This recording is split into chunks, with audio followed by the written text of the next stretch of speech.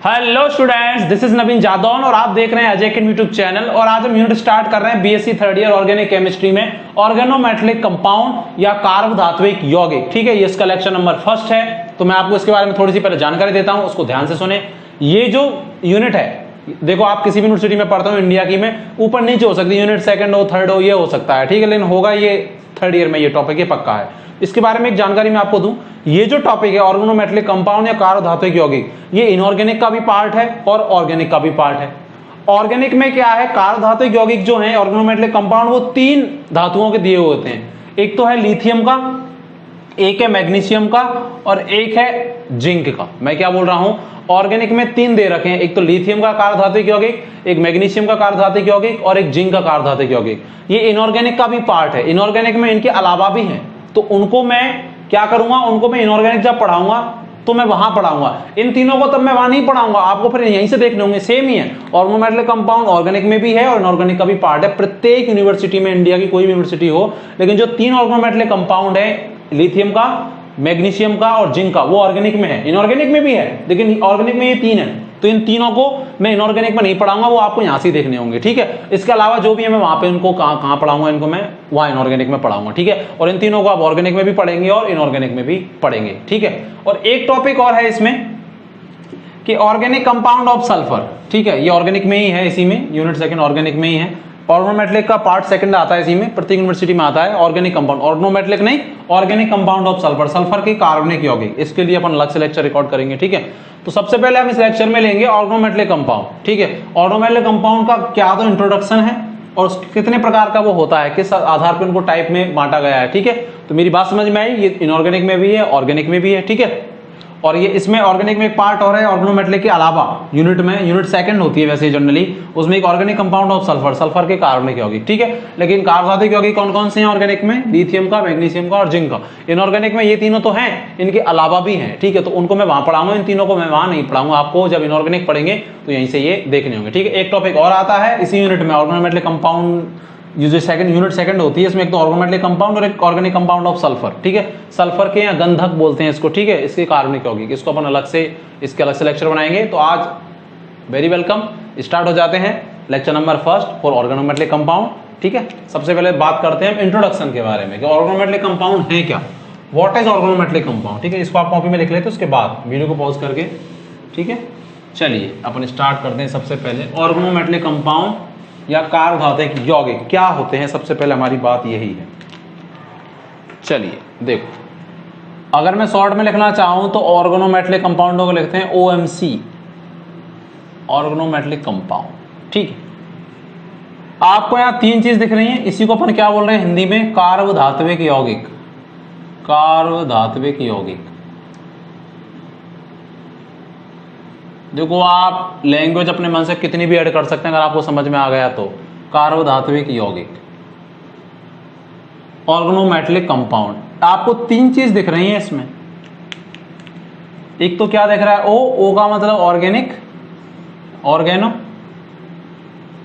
और एक आपको दिख रहा है M मतलब मेटल या मेटेलिक।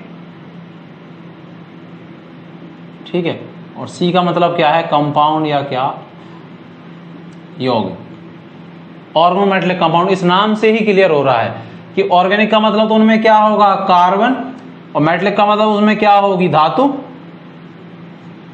इनके बीच में कोई इंटरेक्शन होता है, इस इंटरेक्शन के आधार पे जो ये कंपाउंड बनते हैं उन्हीं को क्या बोलते हैं, ऑर्गेनोमेटेलिक कंपाउंड। इट मींस जिनमें कार्बन तथा मेटल बॉन्ड के बारे में बात होती है, कार्बन और मेटल के बीच में जो बॉन्ड पाया जाता है, धातु के बीच में जो बंध पाया जाता है, उसके बारे में जहां बात होती है वो क्या कहलाते हैं, ऑर्गेनोमेटेलिक कंपाउंड कहलाते हैं। ठीक है, OMC का मैंने फुल फॉर्म बताया है कि O का मतलब ऑर्गेनिक, ऑर्गेनिक का मतलब कार्बनिक मतलब कार्बन, मेटेलिक का मतलब मेटल और C का मतलब कंपाउंड। तो इसका मतलब कहीं ना कहीं मेटल और कार्बन के इंटरेक्शन के बारे में जहां बात होती है, वो जो केमिस्ट्री का पार्ट है वो क्या कहलाता है, ऑर्गेनोमेटेलिक कंपाउंड कहलाता है। इसको अपन अच्छे से पढ़ते हैं। चलो ठीक है, ये तो मैंने आपको तरीका बताया। तो आप क्या डेफिनेशन लिखेंगे, अगर आप पॉइंट बाय पॉइंट लिखना चाहें आप डेफिनेशन में लिख सकते हैं कि बेयौगिक, बेयौगिक यौगिक जिनमें कार्बन धातु बंध, सी को मैं से दिखा रहा हूं, आप कोष्टक में ऐसे लिखेंगे, कार्बन मेटल बॉन्ड या कार्बन धातु बंध, CM बंध पाया जाता है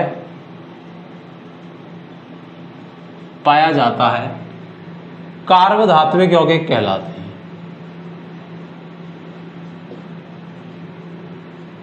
कार्बधात्विक यौगिक कहलाते हैं।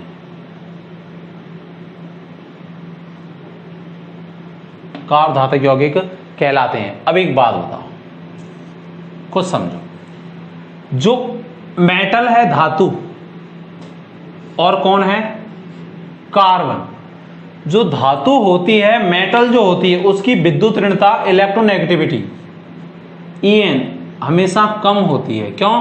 क्योंकि इलेक्ट्रोनेगेटिविटी का मतलब तो पता है ना क्या होता है, इलेक्ट्रॉन को अट्रैक्ट करने की जो पावर होती है वो क्या कहलाती है, इलेक्ट्रोनेगेटिविटी। 11th-12th में BSc first year second year में आपने पढ़ा होगा।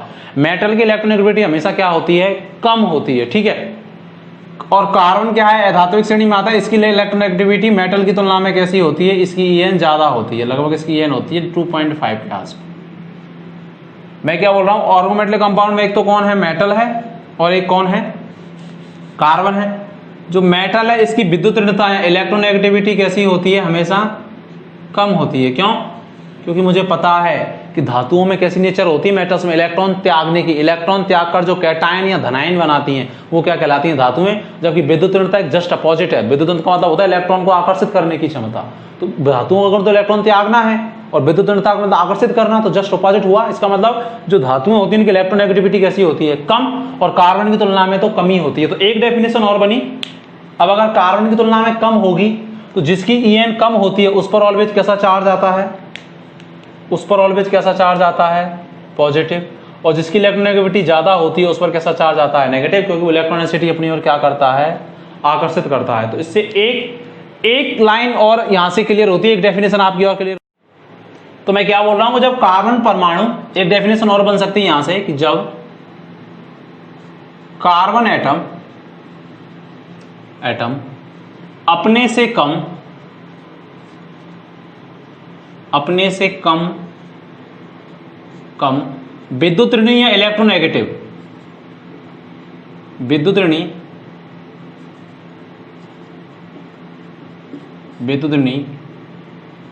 परमाणु के साथ या एटम के साथ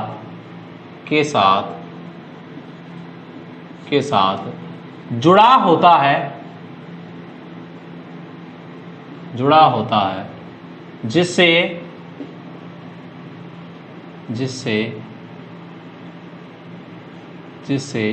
कार्बन पर ऋणात्मक या नेगेटिव, कार्बन पर ऋणात्मक आवेश या नेगेटिव चार्ज आवेश आता है, वे यौगिक भी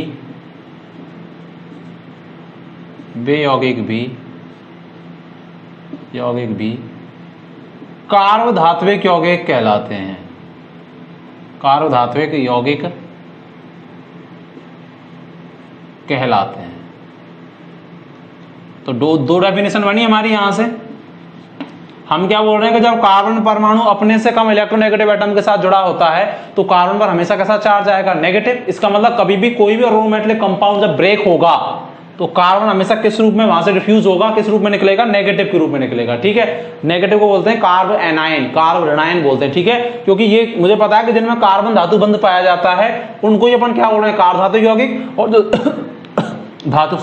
धातुओं की जो इलेक्ट्रोनेगेटिविटी होती है कैसी होती है, कम, और कार्बन की उनकी तुलना में कैसी होती है, ज्यादा। और अगर धातु की कम है तो कैसा चार्ज आएगा, पॉजिटिव, और कार्बन की ज्यादा है तो कैसा आएगा, नेगेटिव। क्योंकि इलेक्ट्रोनेगेटिविटी का मतलब क्या है, बॉन्ड्स के इलेक्ट्रॉन को अट्रैक्ट करने की पावर, तो जो खींचेगा उस पर इलेक्ट्रॉन आएंगे तो कैसा चार्ज आएगा, नेगेटिव आएगा। लेकिन एक चीज मैं यहां बताता हूं, इसीलिए दो डेफिनेशन बनी।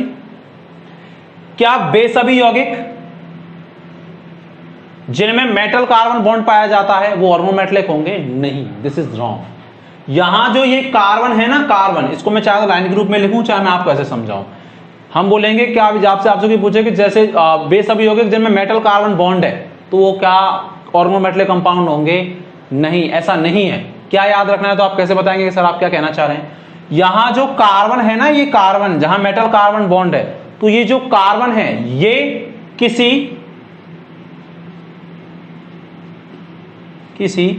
हाइड्रोकार्बन श्रृंखला का, हाइड्रोकार्बन चेन का पार्ट होना चाहिए, पार्ट होना चाहिए।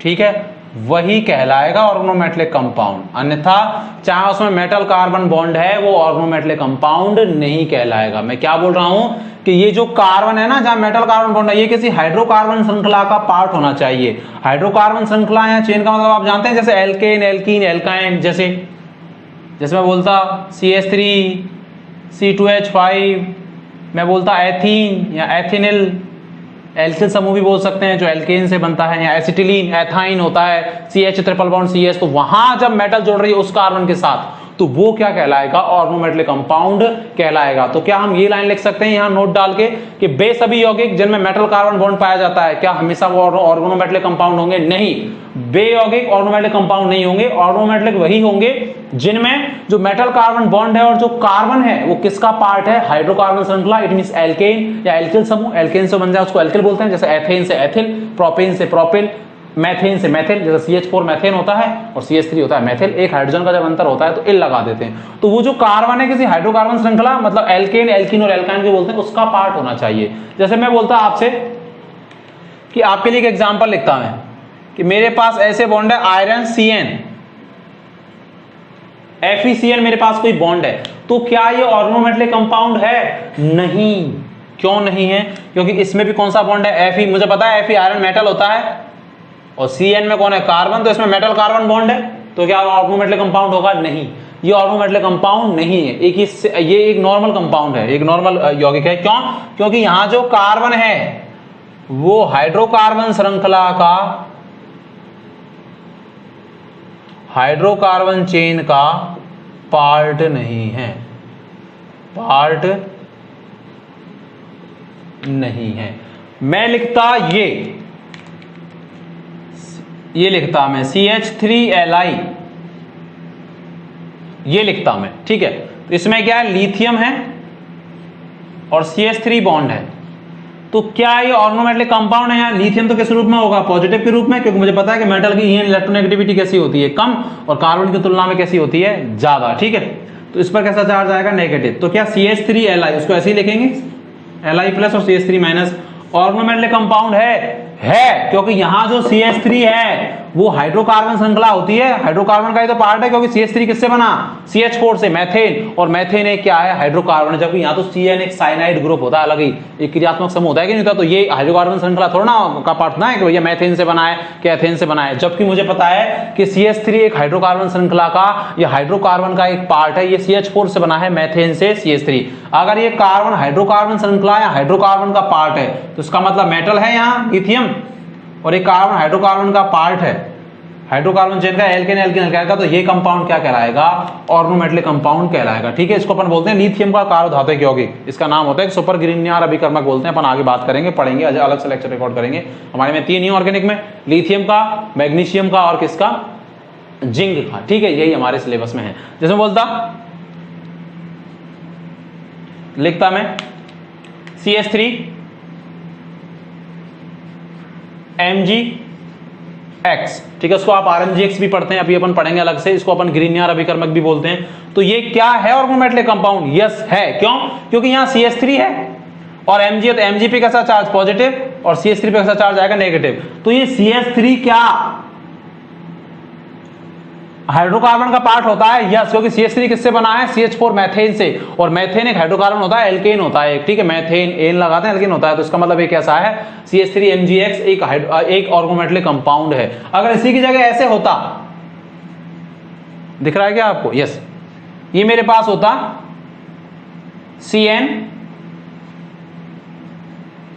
और MgX, तो क्या है, ऑर्गेनोमेटेलिक कंपाउंड होता? क्या आप बोलते सर इसमें भी तो मेटल कार्बन बॉन्ड कुछ हो रहा है, तो कार्बन नेगेटिव और Mg पॉजिटिव, लेकिन ये ऑर्गेनोमेटेलिक कंपाउंड नहीं है, क्योंकि यहां जो कार्बन है वो किसी हाइड्रोकार्बन, इसका मतलब alkane, alkene, alkyne, ethene, ethyne, ethane, propane, butane, इसका पार्ट नहीं है। This is not a organometallic compound. इसलिए ये लाइन लिखना एक जनरल तो सही है कि बेयौगिक जिनमें मेटल कार्बन बॉन्ड पाया जाता है वो कैसे होते हैं, कार्ब धातुक यौगिक होते हैं, या जब कार्बन परमाणु अपने से कम विद्युत परमाणु के साथ जुड़ा होता है तो जिससे कार्बन पर कैसा चार्ज आता है, नेगेटिव। ठीक है, लेस इलेक्ट्रोनेगेटिव बोलेंगे कम विद्युत वाले परमाणु को, तो वे यौगिक क्या कहलाते हैं, कार्ब धातुक यौगिक। लेकिन वे सभी यौगिक जिनमें मेटल कार्बन बॉन्ड है वो ऑर्गेनोमेटेलिक होंगे, ये बात बोलना गलत है। वो सभी यौगिक में ऑर्गेनोमेटेलिक कंपाउंड नहीं होंगे, वे ही होंगे जिनमें जो कार्बन है, अब इसको आप थ्योरी अपने मन से भी लिख सकते हैं, ये जो कार्बन है ये किसका पार्ट हो, हाइड्रोकार्बन का पार्ट हो। ठीक है, एल्किल समूह भी बोल सकते हैं, ऐसे लिखा रहता है बुक्सों में। ठीक है, हाइड्रोकार्बन का मतलब एल्केन का, एल्कीन या एल्काइन का अगर ये पार्ट है तो ही वो क्या होगा, ऑर्गेनोमेटेलिक कंपाउंड। जैसे FeCN है, this is not organometallic compound. CH3Li, this is organometallic compound, ये है। CH3MgX ये है, लेकिन CnMgX ये ऑर्गेनोमेटेलिक कंपाउंड नहीं, क्योंकि यहाँ जो C है ये कैसा है, ये हाइड्रोकार्बन का पार्ट नहीं है। हमेशा जो ऑर्गेनोमेटेलिक कंपाउंड होंगे, जो कार्ब धातुक यौगिक होंगे, उनमें कार्बन पे कैसा चार्ज आएगा, नेगेटिव, और धातु पे कैसा चार्ज आएगा, पॉजिटिव। धातु पे, मेटल में हमेशा पॉजिटिव ही आता है, धातु कभी नेगेटिव नहीं बनाती, क्योंकि धातु में इलेक्ट्रॉन त्यागने की प्रवृत्ति होती है। अपन ने 9th क्लास में पढ़ा था, धातु में इलेक्ट्रॉन डोनेट करके धनायन बनाती है, कैटायन बनाती है। ठीक है, ऐसा होता क्यों है, क्योंकि कार्बन की इलेक्ट्रोनेगेटिविटी मेटल से कैसी होती है, ज्यादा होती है, मेटलों की इलेक्ट्रोनेगेटिविटी कैसी होती है, कम, और जिसकी इलेक्ट्रोनेगेटिविटी ज्यादा होती है वो इलेक्ट्रॉन को अपनी ओर क्या करता है, अट्रैक्ट करता है। और जब इलेक्ट्रॉन ले लेगा तो इलेक्ट्रॉन पे नेगेटिव चार्ज, तो उस पे जो लेगा उस पे कैसा चार्ज आएगा, नेगेटिव। ठीक है, इसको लिखो, फिर मैं बताता हूं टाइप ऑफ ऑर्गेनोमेटेलिक कंपाउंड, उनको किस किस आधार पर उनको अलग अलग भागों में बांटा गया है। इसको आप लिखो एक बार, लिख लिया आपने। अब देखो टाइप ऑफ ऑर्गेनोमेटेलिक कंपाउंड। ठीक है, वीडियो को पॉज करके अच्छे से लिखना है, सीखना भी है साथ ही साथ सारी चीजें, इसीलिए मैं एक एक चीज को क्लियर करा रहा हूं। ऐसे मतलब ऐसे नहीं कि केवल BSc करके, BSc तो बहुत लाखों लोग करते हैं, क्या करेंगे ऐसी BSc करके। ठीक है, कुछ अलग करना है तो अलग सीखना होगा, अलग सिखाएंगे ना, अजय अकेडमी सिखाएगी आपको अलग कुछ ना कुछ। लाइक तो कर दिया करो कम से कम यार, वीडियो देखने से पहले ही, तो भरोसा नहीं, देख के कर दिया करो, लाइक वाइक तो किया करो, कमेंट किया करो, मुझे उससे एनर्जी मिलती है, एनर्जी मिलेगी तो वीडियोज आएंगी। आपकी ड्यूटी बनती है कि मेरी ड्यूटी बनती है आपको, आपके यहाँ तक मुझे अपनी नॉलेज पहुँचाना, शिक्षा पहुँचाना, आपकी भी तो कोई ड्यूटी बनती है कि नहीं बनती। ठीक है, चलो देखते हैं टाइप ऑफ ऑर्गेनोमेटेलिक कंपाउंड।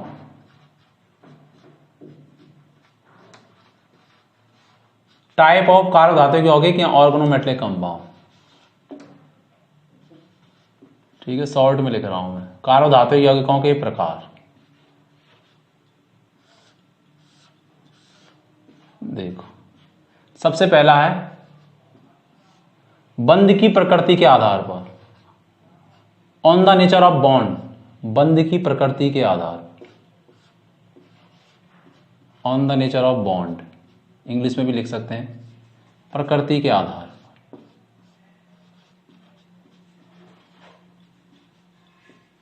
के आधार पर। इसका क्या मतलब है,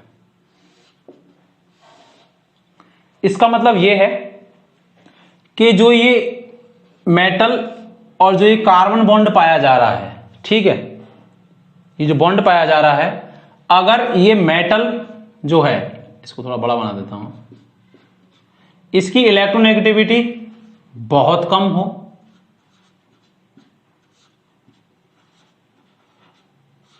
बहुत ही कम हो, कार्बन की तो फिक्स होगी, कार्बन की 2.5 होती है। ठीक है, अगर इलेक्ट्रोनेगेटिविटी बहुत कम होगी तो ये इलेक्ट्रॉन ज्यादा खींचेगा, तो इस पर पॉजिटिव चार्ज ज्यादा आएगा और इस पर नेगेटिव चार्ज ज्यादा आएगा, तो आयनिक नेचर ज्यादा आएगी। ठीक है, इलेक्ट्रोनेगेटिविटी में जहां अंतर ज्यादा होता है वहां आयनिक गुण ज्यादा होते हैं, आयनिक कैरेक्टर ज्यादा होते हैं। ठीक है, और अगर इलेक्ट्रोनेगेटिविटी इसकी इतनी कम नहीं है जितनी होनी चाहिए, थोड़ी कम ही कम है, मतलब थोड़ी ज्यादा है, तो इसका इलेक्ट्रोनेगेटिविटी में अंतर कैसा आएगा, कम आएगा।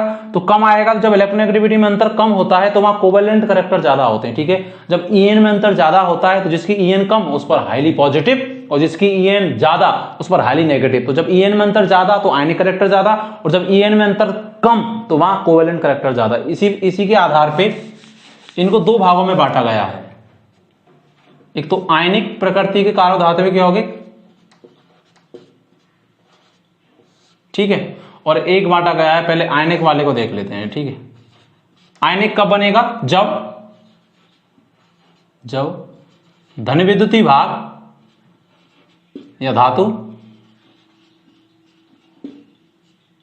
या मेटल मेटल की En की इलेक्ट्रोनेगेटिविटी बहुत कम होती है, बहुत कम होती है, बहुत कम होती है, कम होती है, तो बंध में, कौन से बंध में? मेटल कार्बन बॉन्ड में, बंध में आयनिक गुण ज्यादा होते हैं, आयनिक गुण ज्यादा होते हैं। और इसी को अपन क्या बोल रहे हैं? आयनिक प्रकार के कार्बधातुक यौगिक बंध की प्रकृति के आधार पे कैसे रिप्रेजेंट करेंगे आप इसको अगर बनाएं तो ये मेटल बनाना, ये कार्बन, और यहां लिखना En बहुत कम, En बहुत कम। और अगर En बहुत कम होगी तो इसमें कैसे कैरेक्टर ज्यादा होंगे? आयनिक। तो ये कैसा होगा? अगर आयनिक कैरेक्टर ज्यादा होंगे तो ये होगा हाईली पॉजिटिव, क्योंकि इसकी En कम है, हाईली पॉजिटिव। और ये कैसा होगा? कार्बन कैसा होगा? Highly negative. हाईली का मतलब ज्यादा ऋणात्मक आवेश आएगा, हाईली नेगेटिव। ठीक है, तो ये क्या कहलाएंगे? आयनिक प्रकृति के। अगर हाईली पॉजिटिव होगा तो ज्यादा धनात्मक आवेश, और ज्यादा हाईली नेगेटिव होगा तो ज्यादा ऋणात्मक आवेश। तो जहां आयन ज्यादा बनेंगे वो कैसी, उसमें कैसी नेचर होती है? आयनिक नेचर ज्यादा होती है। इनको बनाते कौन है? इनको बनाते हैं एल्कली मेटल या एल्कली अर्थ मेटल, क्षार धातु, जिनको अपन बोलते हैं एल्कली मेटल।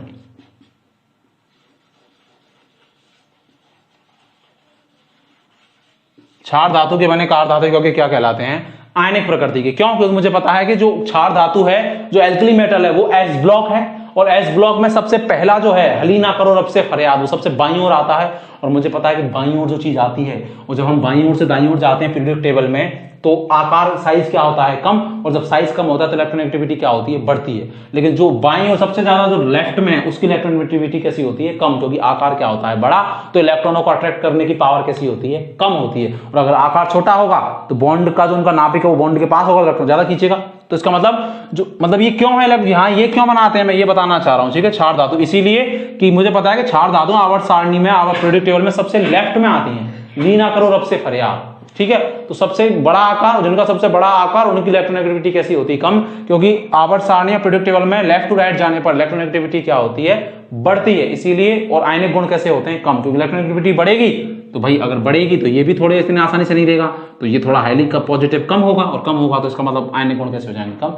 लेकिन यहां अगर एल्कली मेटल है एस ब्लॉक, तो ये कैसा होगा? आयनिक प्रकृति, क्योंकि जो एल्कली मेटल होते हैं उनकी इलेक्ट्रोनेगेटिविटी कैसी होती है? बहुत कम होती है। ठीक है, क्योंकि वो बाईं ओर आते हैं। ठीक, और जो बाईं ओर आते हैं उनकी इलेक्ट्रोनेगेटिविटी कैसी होगी? कम। जैसे एग्जांपल लिखते हैं हम लोग कौन कौन से, जैसे मैं लिखता C2H5 Na, सोडियम का कार्बधातुक यौगिक हमारे में है नहीं, तो Na क्या होता है? पॉजिटिव, और कार्बन कैसा होता है? नेगेटिव।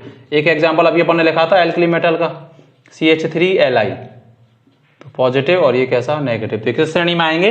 आयनिक प्रकृति के कार्बधातुक यौगिक। ठीक है, इसीलिए इनमें धातु कौन होगी?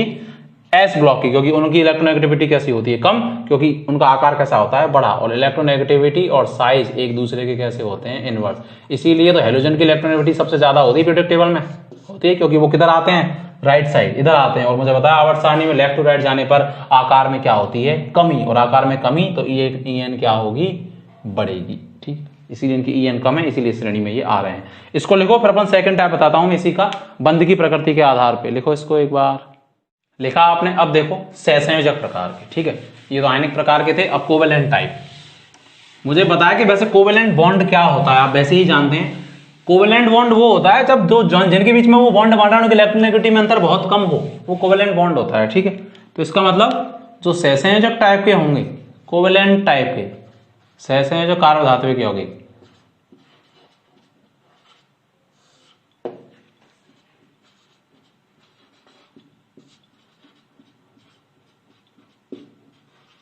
तो उनमें जो धन विद्युतीय भाग होगा और जो कार्बन होगा, इसके बीच में En में डिफरेंस कैसा होगा?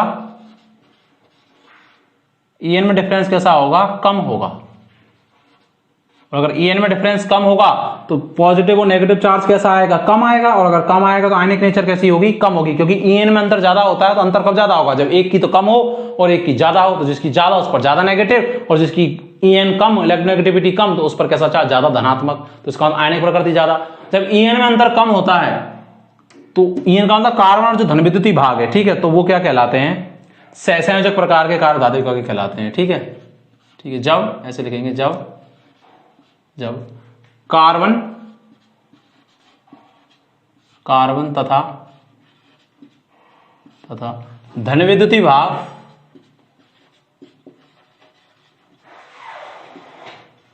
ठीक है मेटल होती है धन विद्युतीय भाग के रूप में, या कुछ कंपाउंड नॉन मेटल भी बनाते हैं। ठीक है, तो उनको अपन ऑर्गेनोमेटेलिक नहीं बोलेंगे, फिर ऑर्गेनो नॉन मेटलिक बोल देंगे। ठीक है, वो हमारे सिलेबस में नहीं है, अपने पास ऑर्गेनोमेटेलिक है। जैसे अधातुएं भी जुड़ जाएं कार्बन के साथ, ठीक है, लेकिन अपन तो अपने पास तो कार्ब धात्विक है, तो वो कार्ब धात्विक नहीं कहलाएंगे, फिर कार्ब अधात्विक। जैसे कार्बन अगर धातु जोड़ रही है तो कार्ब धात्विक है। ठीक है, तो धन विद्युतीय भाग धातु और उसकी En कैसी हो, थोड़ी सी ज्यादा हो, तो जब कार्बन तथा धन विद्युतीय भाग के मध्य En में अंतर कम होता है, तो वही यौगिक क्या कहलाएंगे, सहसंयोजक प्रकृति के कहलाएंगे। अब देखो इसका अगर आप एग्जाम्पल देखें तो आप पीरियोडिक टेबल को देखना आज, और आप देखना कि जो कार्बन के नजदीक आ रहे हैं पीरियोडिक टेबल में, मतलब जो एकदम लेफ्ट में आते हैं उनकी En हमेशा कम होती है। ठीक है, पीरियोडिक टेबल मानो ये है, और जो लेफ्ट से इधर आ रहे हैं तो उसका मतलब En बढ़ती आ रही है उनकी। अगर वो कार्बन से जुड़े हैं, इस श्रेणी में आते हैं जैसे संक्रमण तत्व आते हैं, ठीक है, जैसे जिंक वगैरह, वो उनके जो कार्ब धातु क्योंकि जिंक वगैरह की इलेक्ट्रोनेगेटिविटी इस जो लिथियम सोडियम की तुलना में बहुत ज्यादा होती है। क्यों होती है तो जिंक भी धातु, क्योंकि जिंक डी ब्लॉक का एलिमेंट, और डी ब्लॉक बीच में है, जब एस ब्लॉक तो इधर होता है ना, तो जब लेफ्ट टू राइट जाते हैं अब पीरियोडिक टेबल में तो En बढ़ती है। और अगर En इसकी बढ़ जाएगी धन विद्युतीय भाग की, या मेटल की En बढ़ जाएगी, अगर मेटल की En बढ़ जाएगी तो En में डिफरेंस कैसा हो जाएगा, कम। और अगर En में डिफरेंस कम हो जाएगा तो आयन कैसे बनेंगे, कम। तो इसका मतलब जब En में डिफरेंस कम होता है तो उस बॉन्ड में कोवेलेंट नेचर ज्यादा होते हैं, सहसंयोजक गुण कैसे होते हैं, ज्यादा, क्योंकि कोवेलेंट बॉन्ड इलेक्ट्रॉन की शेयरिंग से बनता है, और शेयरिंग तब होती है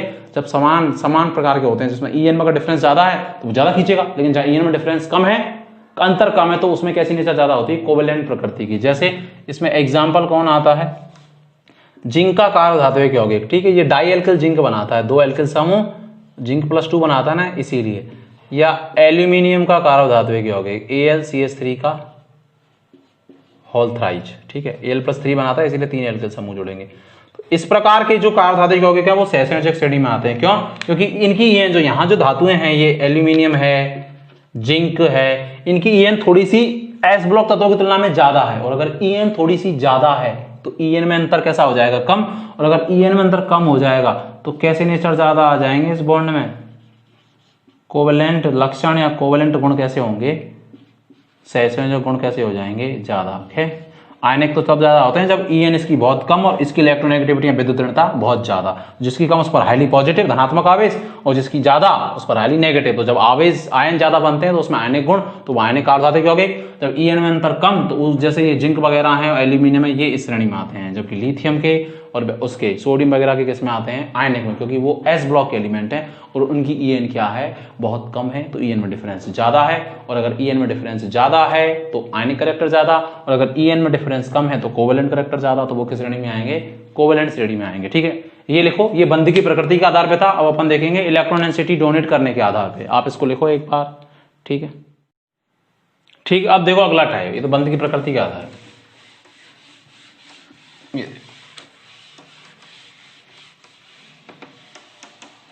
देख सेकंड टाइप है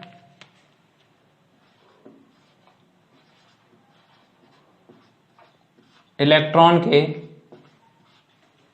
विस्थानीकरण या विस्थापन के आधार पर।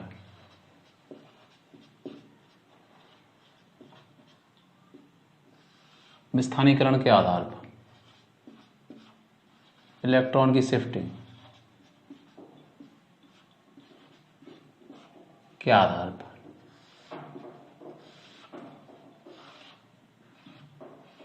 इसका मतलब क्या है, इसका मतलब हम सेकेंड ईयर में भी पढ़ा था, कोऑर्डिनेशन में भी। ठीक है, मेरे सेकेंड ईयर के लेक्चर आप वहां जाके भी देख सकते हैं। ठीक है, वीवीटी सिद्धांत में पढ़ा था हमने। ठीक है, वीवीटी के आधार पे होता क्या है कि मेटल होता है, ठीक है, और जैसे ये कार्बन है, इसके पास इलेक्ट्रॉन डेंसिटी जैसे एल्कीन या एल्काइन का हिस्सा है, जैसे इसमें पाई बॉन्ड उपस्थित है, तो मुझे पता है कि मेटल के पास कैसे ऑर्बिटल होती हैं, रिक्त, ठीक है, और इसके पास कैसे ऑर्बिटल होती हैं, भरी हुई, ठीक है।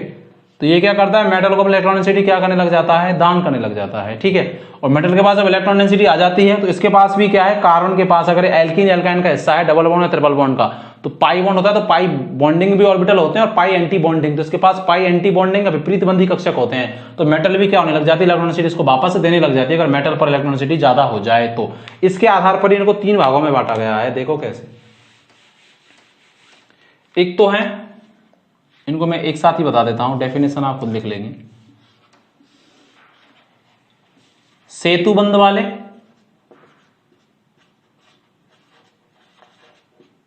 सेतुबंध वाले, ब्रिज बॉन्ड वाले, ठीक है, और एक है असंतृप्त हाइड्रोकार्बन वाला या असंतृप्त, जैसे एल्कीन को आप क्या बोलते हैं, ओलिफिन, तो ओलिफिलिक भी बोल सकते हैं, ठीक है, एल्कीन, क्योंकि उनमें पाई इलेक्ट्रॉन डेंसिटी होती है तो वो इंटरसेप्ट होगी, एल्केन में तो होती नहीं है पाई बॉन्ड, ओलिफिलिक, और एक होते हैं सैंडविच यौगिक।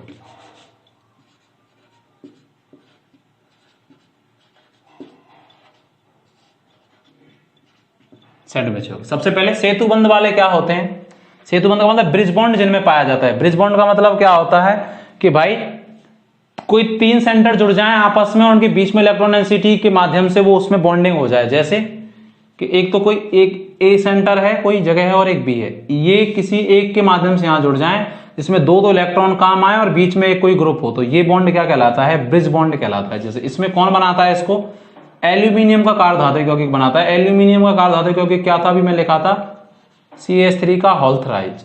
ये क्या है, डाइमर के रूप में पाया जाता है, द्विलक के रूप में। क्यों, क्योंकि एल्यूमिनियम के पास का यहाँ वेकेंट ऑर्बिटल होती है, वेकेंट ऑर्बिटल क्यों होती है, क्योंकि एल्यूमिनियम का एटॉमिक नंबर कितना होता है, 13, तो आप कैसे लिखते हैं इलेक्ट्रॉनिक कॉन्फ़िगरेशन, नियॉन 10, ठीक है, 13 होता है।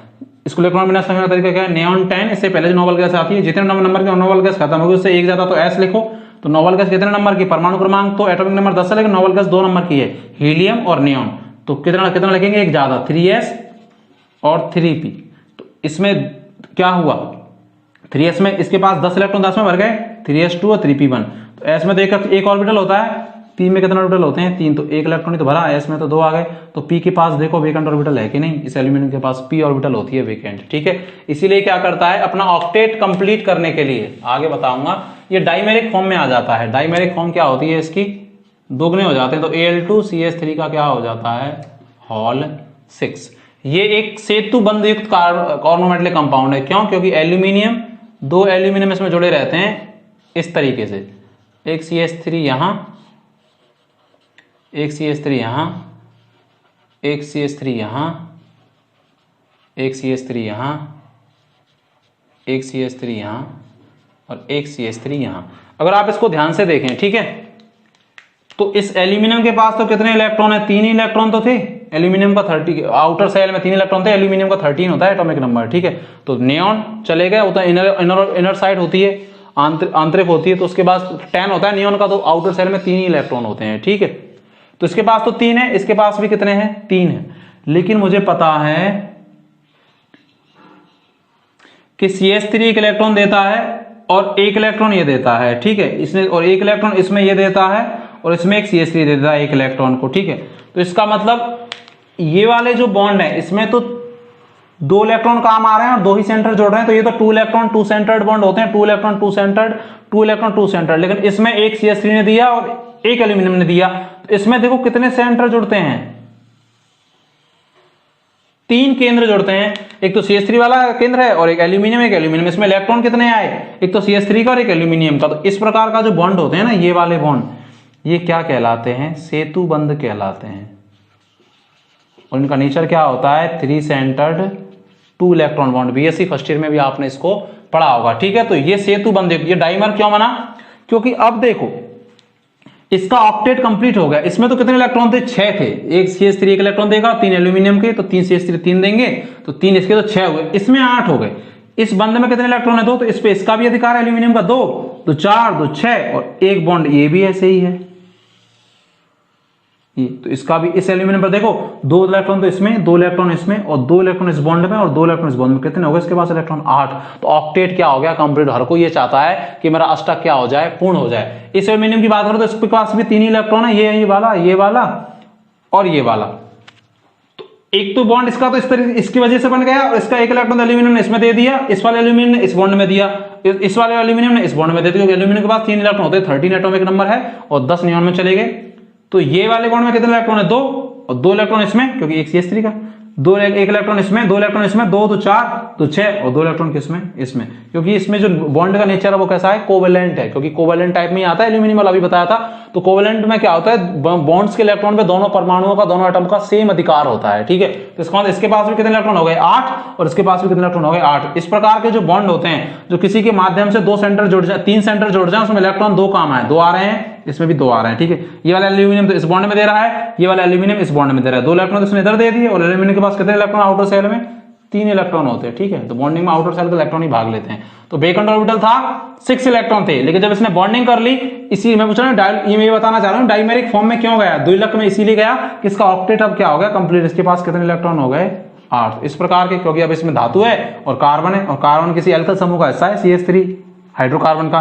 तो ये कंपाउंड क्या कहलाएगा? ऑर्गोमेटलिक। और इस किस फॉर्म में रहता है? ये डाइमेरिक फॉर्म में। और ये जो बॉन्ड है क्या है? सेतु बंध। सेतु बंध का मतलब 3 सेंटर्ड 2 इलेक्ट्रॉन वाला बॉन्ड है। ऑलिफिलिक क्या है? ऑलिफिलिक का मतलब जो एल्कीन नहीं होती क्या? एल्कीन, उनको ऑलिफिन भी बोलते हैं। एल्कीन क्या होती है? Carbon double bond carbon carbon. यहां इनके बीच में क्या होती है? इलेक्ट्रॉन डेंसिटी, क्योंकि पाई बॉन्ड होता है, पाई बॉन्ड वीक होता है, तो इसका मतलब इलेक्ट्रॉन डेंसिटी वो टूट जाता है तो इलेक्ट्रॉन दे देता है। ये क्या करते हैं? मेटल के वेकेंट ऑर्बिटल में, मेटल के वेकेंट ऑर्बिटल में यहां क्या कर देते हैं? इलेक्ट्रॉन डेंसिटी डोनेट कर देते हैं। क्या कर देते हैं? इलेक्ट्रॉन डेंसिटी डोनेट कर देते हैं, ठीक है। तो ये भी एक प्रकार का कंपाउंड बना, यहां बॉन्डिंग तो है ही, बना, डोनेट कर देते हैं। तो ऑलिफिलिक क्यों बोला? क्योंकि ये एल्कीन है। और मुझे पता है कि ये ऑर्गोमेटलिक कंपाउंड क्यों होगा?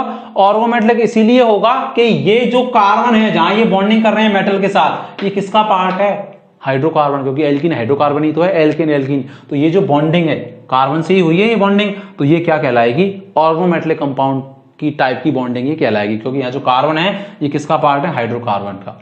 एक कंपाउंड होते हैं सैंडविच यौगिक। सैंडविच यौगिक क्या होते हैं? सैंडविच देखा है कभी भी? सैंडविच की स्ट्रक्चर ऐसे जब बनाते हैं तो ऐसे इस तरीके का होता है सैंडविच, कुछ इस तरीके का। तो जब मेटल किन्हीं 2 चक्रीय बलों के बीच में फंस जाती है, 5 सदस्यीय चक्रीय बलों के बीच में अगर मेटल आ जाती है, तो उसकी वजह से जो कंपाउंडों का निर्माण होता है वो सैंडविच यौगिक कहलाते हैं। पर उनको आगे भी पढ़ेंगे, ठीक है।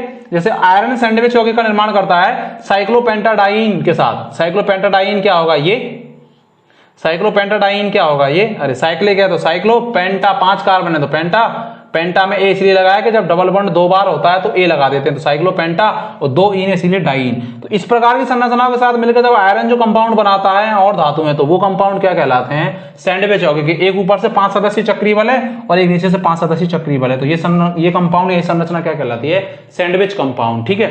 क्या कहलाती है? Sandwich compound. और इसका एक नाम होता है, इसको फेरोसीन बोलते हैं, ठीक है। इसको क्या बोलते हैं? फेरोसीन। अगर यहां निकिल होता धातु, अब क्योंकि मुझे पता है कि यहाँ कार्बन है और साइक्लोपेंटा डाइन, इसका मतलब है तो हाइड्रोकार्बन, साइक्लिक वाला हाइड्रोकार्बन है, तो इसका मतलब इसमें भी धातु कार्बन बॉन्डिंग है और वो जो कार्बन है वो हाइड्रोकार्बन ही तो है। पेंटा, पेंटेन या साइक्लोपेंटेन है तो हाइड्रोकार्बन ही, साइक्लिक लगा दिया तो साइक्लोपेंटेन, कोई ऐसी बड़ी बात है नहीं। इसका मतलब ये भी ऑर्गोमेटलिक कंपाउंड का एक टाइप, इसको क्या बोलते हैं? फेरोसीन। अगर यहाँ निकिल होता तो इसको बोलते हैं निक्लोसीन, निकेलोसीन, ठीक है। इनको अपन अलग से भी पढ़ेंगे, ये तो मैं टाइप बताया है, ठीक है। तो ये इलेक्ट्रॉन के विस्थानीकरण के आधार पर कि भाई इलेक्ट्रॉनिसिटी दे रही है, ये साइक्लिक वाली भले ऐसे गोल गोल से दिखाते हैं, ठीक है, ऐसे, क्योंकि ये इसमें क्या है? इलेक्ट्रॉनिसिटी घूमती रहती है। यहाँ इस कार्बन पे नेगेटिव चार्ज होता है, ठीक है। ये संरचना पता है एक्चुअल में क्या है? ये है, ये वाली और इस पर नेगेटिव चार्ज, इसी को बोलते हैं साइक्लोपेंटा डाइइनाइल या डाइइनिल, ठीक है। क्योंकि यहाँ नेगेटिव चार्ज है, नेगेटिव चार्ज है, इसका मतलब इलेक्ट्रॉनिसिटी इसके पास है। इसको साइक्लोपेंटाडाइन डाइइनिल या डाइइनाइल भी इसको अपन बोलते हैं, ठीक है। डाइनिल भी बोल देते हैं क्योंकि नेगेटिव चार्ज आ रहा है, ठीक है, उस पर। और ये इसके बाद इलेक्ट्रॉनिसिटी है क्योंकि पाई बॉन्ड भी है, नेगेटिव चार्ज तो ये भी दे देगी और ये वाली भी दे देगी, ठीक है। तो जब साइक्लोपेंटाडाइन या साइक्लोपेंटाडाइन डाइनिल के साथ अगर हाइड्रोजन हटा दे तो नेगेटिव चार्ज, ये जब इलेक्ट्रॉनिसिटी इसको देगी तो दो प्रकार अगर चक्रीय वाले हैं 5 सदस्यीय, तो ये क्या कहलाते हैं, सैंडविच कंपाउंड, या ये ऑर्गेनोमेटेलिक कंपाउंड का ये क्या है, टाइप है, ठीक है। नेगेटिव चार्ज यहाँ पे क्यों है, क्योंकि हाइड्रोजन यहाँ से गायब है, ठीक है। तो डाई कभी भी जब एल्कीन से जो नेगेटिव चार्ज कब आएगा, जब इलेक्ट्रॉन हाइड्रोजन निकलता है, तो एल्कीन से जब हाइड्रोजन निकलता है तो इल लगाते हैं, और जब एल्कीन से हाइड्रोजन निकलता है एक तो निल लगाते हैं, तो साइक्लोपेंटाडाइनिल होता है इसका नाम है, ठीक है। एक्चुअली में डाइनिल बोल देंगे इसको, साइक्लोपेंटाडाइनिल, ठीक है। तो ये क्या कहलाएंगे, सैंडविच यौगिक कहलाते हैं, ठीक है। आप इसको लिखो फिर अपन आगे बात करते हैं, ठीक है। तो आपने ये बनाया, मैंने इसको अच्छे से बना दिया, अब इसको बना सकते हैं, ठीक है। इसका मतलब क्या है, ये साइक्लोपेंटाडाइनिल, साइक्लोपेंटाडाइन से जो बनता है उसमें निल लगा देते हैं, एल्कीन से जो बनता है, ठीक है। तो इसमें हाइड्रोजन निकला होगा तभी तो नेगेटिव आया H+ के रूप में, तो ये यहाँ पर ये नेगेटिव है और पाई बॉन्ड है तो इलेक्ट्रॉनिसिटी दे देते हैं। जब दो 5 सदस्यीय साइक्लोपेंटाडाइनिल की वलय होती है तो उसको अपन क्या बोलते हैं, सैंडविच यौगिक। और एक ऑर्गेनोमेटेलिक कंपाउंड है, क्यों, क्योंकि इसमें कार्बन है और ये पेंटा या पेंटेन या पेंटाडाइन है तो ये हाइड्रोकार्बन ही, एल्कीन एल्कीन एल्काइन। तो मुझे पता है कि कार्बन है किसका हिस्सा है, हाइड्रोकार्बन का, चाहे वो साइक्लिक वाले हैं चाहे नॉन साइक्लिक वाले, तो वो कंपाउंड क्या कहलाते हैं, ऑर्गेनोमेटेलिक कंपाउंड, ठीक है, कहलाते हैं। ये अपन ने पढ़ा भी था, एरोमेटिसिटी में पढ़ा होगा कभी BSc first year second year में, कि जब डबल बॉन्ड अल्टरनेट ऑर्डर में होते हैं और नेगेटिव चार्ज अगर डबल बॉन्ड के आगे होता है तो ये नेगेटिव चार्ज डबल बॉन्ड आपस में डिलोकलाइज होते रहते हैं, विस्थानीकृत होते रहते हैं। तो इसके लिए अपन क्या यूज लगा देते हैं, ऐसे गोल गोल, जैसे बेंजीन में नहीं लगाते क्या अपन, कि बेंजीन क्या होती है, this double bond double bond double bond. तो डबल बॉन्ड तो अल्टरनेट ऑर्डर में तो वो क्या होते रहते हैं, डिलोकलाइज, मतलब डबल बॉन्ड एकल बंध में और एकल बंध डबल बॉन्ड में बदलता रहता है। तो अपन कैसे लगा देते हैं बेंजीन में, ऐसे। तो ऐसे ही यहाँ पे है कि डबल बॉन्ड अल्टरनेट ऑर्डर में है, एकांतर क्रम में, और डबल बॉन्ड के अगले एटम पर अगर नेगेटिव चार्ज है तो वो किस में भाग लेता है, विस्थानीकरण में। तो अपन इसको कैसे दिखा देते हैं, गोल गोल से। ये एक्चुअल में है क्या संरचना, ये है, इसको अपन क्या बोलते हैं, साइक्लोपेंटाडाइनिल, एनायन, ठीक है, क्योंकि नेगेटिव चार्ज है तो एनायन, ठीक है। क्योंकि निल लगाते हैं, जैसे एल्केन होता है तो उससे जो बनता है उसके आगे लगाते हैं एल्किल, ठीक है। ये हमारा टॉपिक नहीं है, जैसे CH4 मैथेन और CH3 मैथिल। इसी प्रकार जैसे एथीन होता है, एथीन क्या होता है, CH2 CH2, तो इसको अपन क्या बोलते हैं, एथेनिल। इसका एक और नाम होता है ओलिफिन बोलते हैं, ठीक है, इसको ओलिफिन भी बोलते हैं एल्कीन को, ठीक है। तो ये क्या है, साइक्लोपेंटाडाइनिल एनायन, ये एक्चुअल में ये है, ठीक है। तो ये अपन इलेक्ट्रॉन के विस्थानीकरण के आधार पे बताया और बंध की प्रकृति के आधार पे भी बताया, ठीक है। ये वैसे जहां तक पूछा नहीं जाता, लेकिन हमको पता होना चाहिए कि आयनिक क्या है, सहसंयोजक क्या है। तो आयनिक हमने किसको बोला था, बंध की प्रकृति के आधार पर जब S ब्लॉक एलिमेंट बना रहा है, जैसे CH3Li, क्योंकि उनकी EN कैसी होती है, कम। क्योंकि आप एक बार पीरियोडिक टेबल को आज जरूर देखना घर पे, है ना, इसको पढ़ें। जब आप पीरियोडिक टेबल को आप देखेंगे तो आपको समझ आएगा। इलेक्ट्रोनेगेटिविटी को भी थोड़ा सा पढ़ना आज, है ना, कि विद्युत ऋणता क्या होती है, BSc फर्स्ट ईयर की बुक लेके, तो आप उसको अच्छे से, आपको बिल्कुल क्लियर होगा ये क्या। और ये भी दे रखा है BSc फर्स्ट ईयर में सेतु बंध वाले, वैसे मैंने अच्छे से बता दिया है, ठीक है। 3 सेंटर 2 इलेक्ट्रॉन क्या बोल रहे हैं, क्योंकि देखो 3 सेंटर जुड़ रहे हैं और 2 इलेक्ट्रॉन काम आ रहे हैं, ठीक है। तो इस प्रकार के बॉन्ड सेतु बंध या 3 सेंटर्ड 2 इलेक्ट्रॉन। इसने ये डाइमर में क्यों बना, क्योंकि एल्यूमिनियम का क्या है, इसके पास 6 इलेक्ट्रॉन है, अरे है कि नहीं है। और हर कोई क्या चाहता है, मेरा ऑक्टेट क्या हो जाए, कंप्लीट हो जाए। तो ये Al2CH3 का ऑल 6 बना लेता है, जिससे क्या इसके पास भी 8 इलेक्ट्रॉन, इस एल्यूमिनियम के पास भी 8 इलेक्ट्रॉन, ठीक है। और इसके ये किस प्रकार का है, कोवेलेंट टाइप का होता है, हमने पहले ही पढ़ा है, क्योंकि इसकी EN एल्यूमिनियम की थोड़ी सी तो ज्यादा होती है, ठीक है, और धातुओं की तुलना में, ठीक है। तो वो कोवेलेंट में आते हैं, अभी लिखा था मैंने एग्जाम्पल कोवेलेंट में। डाइमेरिक क्यों बनाया, द्विलक में क्यों बनाया, जैसे एल्यूमिनियम का अष्टक क्या हो गया, पूर्ण, कि 2 इलेक्ट्रॉन तो इस बॉन्ड में, 2 इलेक्ट्रॉन इस बॉन्ड में, और एल्यूमिनियम ने 1 इलेक्ट्रॉन अपना यहां दिया, तो ये इलेक्ट्रॉन CH3 दिया, तो इस पे इसका भी अधिकार है एल्यूमिनियम का, तो 6। और इसमें भले ही नहीं दिया, लेकिन ये बॉन्ड तो बन रहा है, तो कोवेलेंट नेचर का बॉन्ड है, तो इस पे दोनों का अधिकार होगा, दोनों एल्यूमिनियम का। तो 2 इलेक्ट्रॉन इसमें है, 2 इसमें है, 2 इसमें और 2 इसमें है, तो इसके हो गया 8। ऐसा कैसा है, ये है, यहाँ पे भी वो CH3 सेम है। इसका ऑक्टेट क्या हो गया, कंप्लीट। अष्टक कैसा हो जाता है, पूर्ण। और जिनका ऑक्टेट कंप्लीट होता है वो कैसे हो जाते हैं, स्टेबल, ठीक है। आई होप आपको ये लेक्चर बहुत अच्छा लगा होगा, तो लाइक करें, सब्सक्राइब करें, शेयर करें। सब्सक्राइब आपने कर रखा है, आप शेयर किया करो, आपका जो भी आपका सोशल मीडिया प्लेटफॉर्म है, आप FB वगैरह चलाते हैं, ठीक है। इसमें हमने बात की तो ऑर्गेनोमेटेलिक कंपाउंड क्या होते हैं, टाइप ऑफ ऑर्गेनोमेटेलिक कंपाउंड क्या है, किस आधार पर उनको डिवाइड करें, ठीक है। अगले लेक्चर में हम बात करेंगे लिथियम का कार्बोधातुक यौगिक को हम लेंगे, नहीं इससे पहले हम लेंगे नॉमेनक्लेचर ऑफ ऑर्गेनोमेटेलिक कंपाउंड, इनका नामकरण कैसे करें, ठीक है। उसके बाद अपन लेंगे, हमारे में 3 ही ऑर्गेनोमेटेलिक कंपाउंड है, लिथियम का, मैग्नीशियम का और जिंक का, ठीक है। अगला लेक्चर हम बनाएंगे नॉमेनक्लेचर ऑफ ऑर्गेनोमेटेलिक कंपाउंड, ठीक है। इसको अच्छे से देखिएगा और आप खुद लिख सकते हैं कि डेफिनेशन क्या है इसकी, क्या मैं बोल दी। लेक्चर को 2 बार देख लिया करो। सैंडविच यौगिक क्या है, कि जब वे यौगिक जिनमें धातु आयन 2 5 सदस्यीय वलय यौगिकों के साथ जुड़ी होती है, तो 2 वलयों के साथ, तो वो एक सैंडविच जैसी संरचना बनती है, जिसको अपन क्या बोलते हैं, सैंडविच यौगिक। होते ही एक प्रकार के क्या है, कार्बोधातुक यौगिक की। अगर आयरन इनके 2 5 सदस्य के बीच में 5 सदस्य कौन होगी, साइक्लोपेंटाडाइन एनायन, ठीक है, ये वाली, तो इसको बोलेंगे फेरोसिन। अगर निकल होता तो इसको क्या बोलते हैं, निकलोसिन। और आगे भी हम इसको एक अलग से और अध्ययन इस पे करेंगे, ठीक है। तो देखते रहिए, खुश रहिए। जय हिंद, जय भारत, बाय बाय।